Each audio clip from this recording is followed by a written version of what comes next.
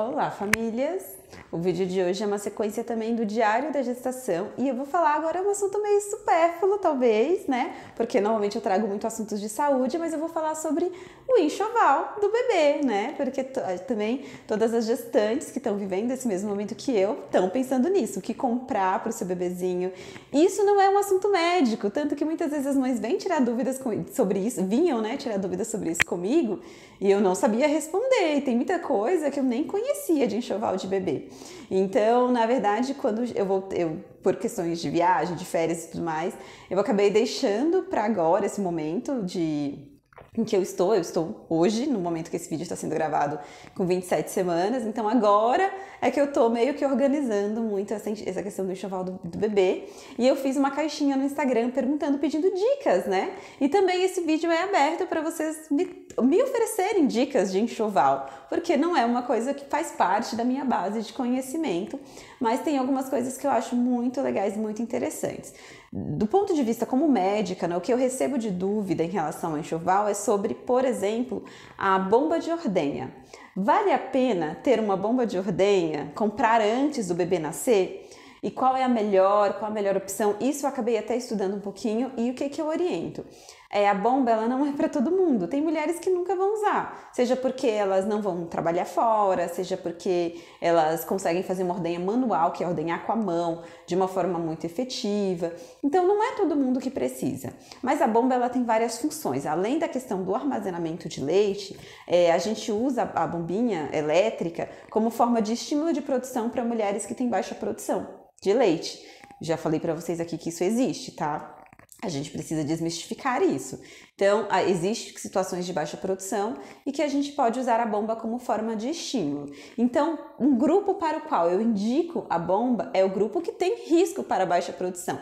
E que grupo é esse? São, por exemplo, mulheres que fizeram cirurgias nas mamas, seja cirurgia redutora, então quem fez redução de mama, quem fez cirurgias reconstrutoras, que é aquela, sabe quando a mulher ela é obesa e ela emagrece e fica com excesso de pele? Muitas vezes naquele recorte de pele, naquela retirada de excesso de pele, na refixação do mamilo, da auréola, né? A gente tem cicatrização, obstrução de ducto, rompimento de vias neuronais que levam ao estímulo. Então, essa mulher acaba sendo uma população de risco maior para a baixa produção. Então, para ela seria interessante sim já ter uma ordenha desde o começo, e até hoje existem protocolos para que ela estimule já ali por volta de 37 semanas, ela já comece a fazer uma ordenha de colostro. Então, para essa mulher é interessante sim já ter uma bomba elétrica, de preferência a bomba dupla, né?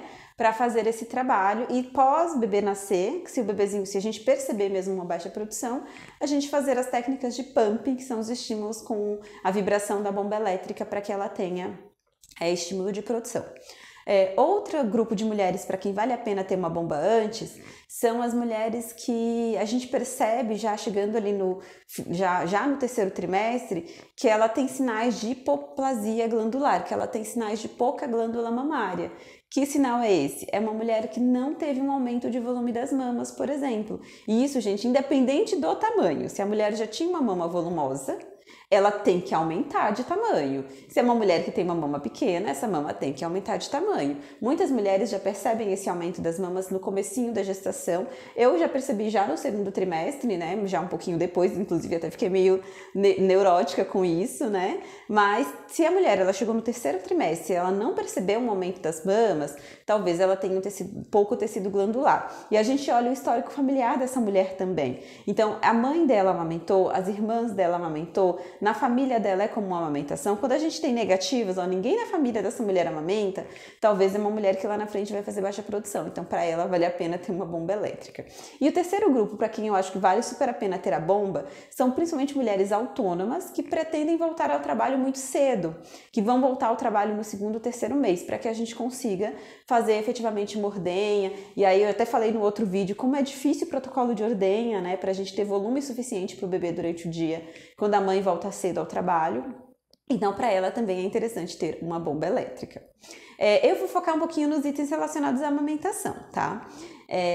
Coletor de leite, coletor de silicone é interessante a gente ter antes. Rosquinhas de amamentação, que são aquelas rosquinhas que a gente protege o mamilo quando tá escoriado, quando tá machucado, do contato com o tecido. Então é legal ter sim essas rosquinhas, porque geralmente já no segundo dia, já quando a mulher chega em casa, mesmo que ela tenha, que o bebê esteja fazendo uma pega maravilhosa, não é incomum ela ter uma sensação de assadura, sabe? Como eu digo, como se fosse feridinhas ali naquele mamilo, e o uso das rosquinhas protege um pouquinho do atrito com o tecido. Então, esse é um item para comprar antes, é super legal. O sutiã de amamentação, esse também é um item que vale super a pena, porque a gente diz que precisa ter sustentação do seio, as mamas ficam muito pesadas quando acontece a apojadura, que é a descida do leite. Então, uma recomendação é que a gente use sutiãs com uma boa sustentação.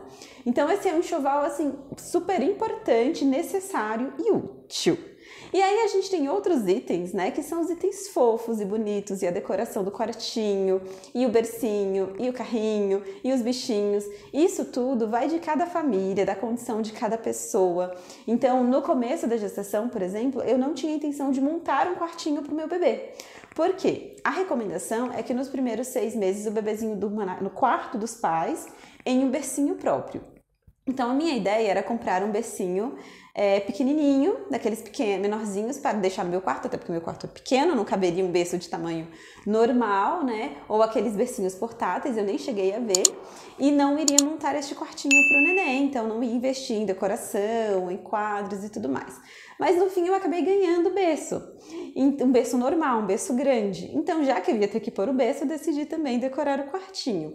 De uma forma simples, não tem muita coisa. Estou mostrando lá no Instagram todo o passo a passo do meu enxoval, mas eu estou montando esse quartinho do neném com o bercinho, vou pintar a parede, então tem alguns itens de decoração que vai ter lá, e isso, tem gente que nem tem um quartinho à parte para montar, e tá tudo bem, né, aí é de novo, a individualidade de cada família, mas no meu caso eu tinha um quarto em que tinha essa possibilidade, então a gente tá fazendo. Roupinhas de bebê. Eu ganhei algumas roupinhas, inclusive aqui no consultório, de pacientes muito queridos, e roupinhas de recém-nascido mesmo, roupinhas bem pequenininhas. Mas eu digo para vocês que uma roupinha de recém-nascido não serve num bebezinho que pesa em torno de 4 quilos. Então, não invistam muito nessas roupinhas, porque tem bebês que nascem muito grandes, né? Espero que não seja o meu caso, acho que o meu neném tem que nascer um pouquinho menor do que 4 quilos, mas de fato as roupinhas de recém-nascido são muito pequenas, então não é uma roupinha que dá para comprar um monte, né? Então tem as roupinhas P que acabam sendo mais versáteis, mais úteis aí nesse começo. Mas eu tenho aqui no consultório bebês prematurinhos que são muito pequenininhos, que já estão ali com 1 mês, e esses sim, aproveitam bastante as roupinhas de recém-nascido, porque elas servem mais ou menos até 3,5 kg, então e esses bebezinhos prematuros demoram para chegar nesse peso, então eles acabam usando bem mais. A poltrona de amamentação é um item que muitas mulheres sugeriram, outras falaram que nunca usaram, lá na enquete do Instagram. Eu achei interessante que algumas mamães sugeriram criar um cantinho de amamentação. Então, mesmo que na prática você amamente em qualquer lugar, mas você ter ao longo do dia aquele cantinho que você pode sentar, que você deixa ali uma garrafinha de água, um livro, o fone de ouvido para ouvir alguma coisa, é interessante, é um conforto. E a gente tem aqueles bebezinhos de esterogestação, que são aqueles bebezinhos que só ficam no colo. Então, a poltrona também é um recurso, porque quem já viu essas poltronas de amamentação, elas geralmente são grandes, elas têm o espaçamento, o apoio das pernas. Então, a mãe às vezes consegue ficar com o bebezinho no colo dormindo, porque o neném tá dormindo, ali na poltrona, e ao mesmo tempo conseguir ler, ouvir alguma coisa, e às vezes até cochilar junto com esse neném de uma forma relativamente segura. Então, eu acabei optando por ter sim uma poltrona de amamentação. Não vou comprar, vou levar uma que eu tenho aqui no consultório para casa. Então, porque eu vou testar primeiro e depois eu vejo se vale a pena trocar. E, na verdade, eu vou mudar um pouquinho a dinâmica da sala, porque quando meu neném nascer, ele vai vir comigo para cá, então eu vou adaptar a sala para ele, por isso vou acabar tirando uma poltrona. Mas eu achei que na dinâmica, na discussão com as mães, a poltrona valia a pena. E a almofada de amamentação também. Tem mulheres que não se adaptam ao uso, mas a maioria usa e ajuda muito a ter uma amamentação mais confortável.